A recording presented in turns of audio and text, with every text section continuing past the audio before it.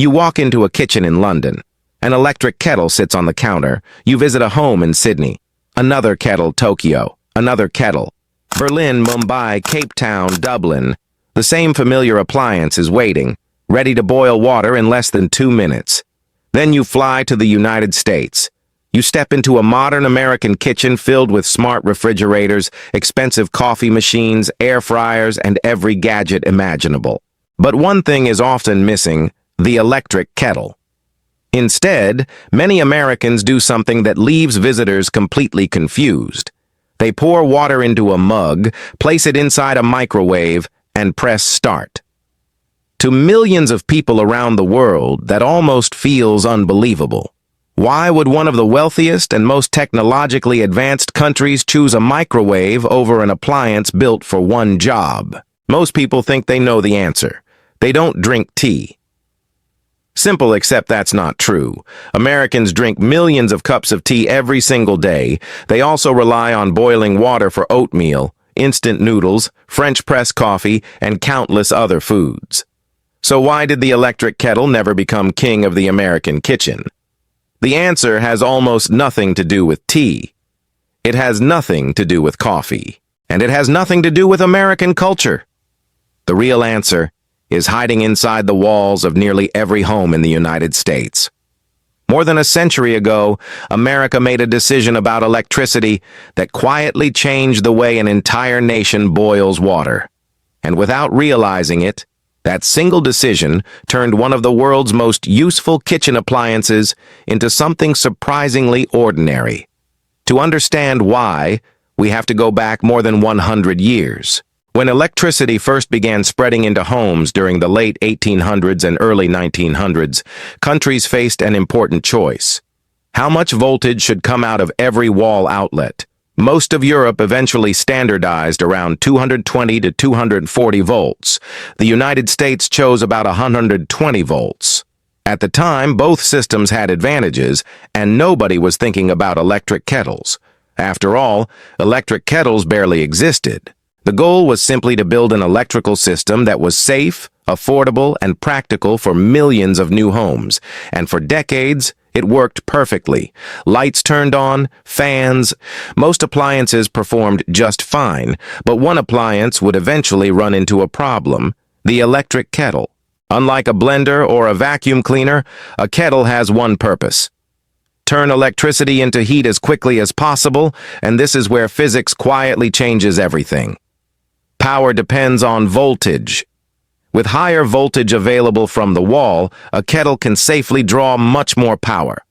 That's why many electric kettles in countries using 230 or 240 volts operate at nearly 3,000 watts. An American kitchen outlet simply can't provide that much power to a typical countertop appliance. Most American electric kettles are limited to around 1,500 watts. Imagine filling two identical buckets. One faucet pours water twice as fast as the other. Both buckets eventually fill. Kettle in Britain or Australia can bring water to a boil in well under 2 minutes. The same amount of water in a typical American kettle often takes almost twice as long. It still works. It just loses the speed that made electric kettles so popular in the first place. Now think about American culture. Americans generally value convenience. Fast food, drive-through restaurants, one-click shopping.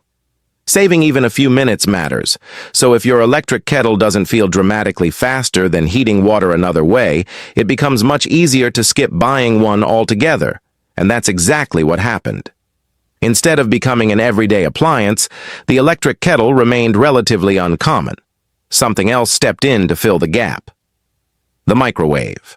Invented in the mid-20th century, the microwave spread rapidly through American homes. It reheated leftovers, cooked frozen meals, popped popcorn, and for many people, it also became the fastest way to heat a single cup of water.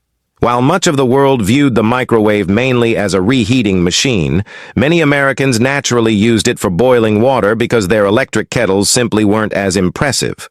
Over time, habits formed. Children grew up watching parents microwave water instead of reaching for a kettle. Manufacturers focused more attention on coffee makers Then premium electric kettles. Retail stores gave kettles less shelf space because fewer customers expected to buy one. What began as an electrical limitation slowly became a cultural habit.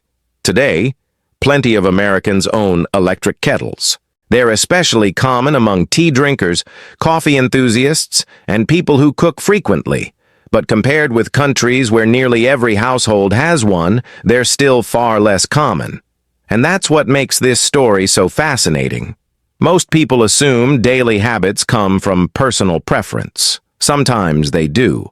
But sometimes they're shaped by decisions made generations earlier, decisions hidden behind drywall and electrical outlets. The missing electric kettle isn't really about tea, it isn't about coffee, and it certainly isn't because Americans don't like convenience. It's the result of a century-old electrical system that accidentally made one appliance less impressive than it was almost everywhere else in the world. So the next time you see someone microwaving a cup of water in America, remember, you're not just watching a kitchen habit.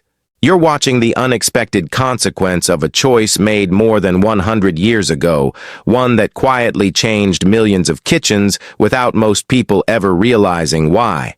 If you enjoyed uncovering this hidden piece of everyday American life, be sure to subscribe. And let me know in the comments, do you use an electric kettle, a stovetop kettle, or the microwave?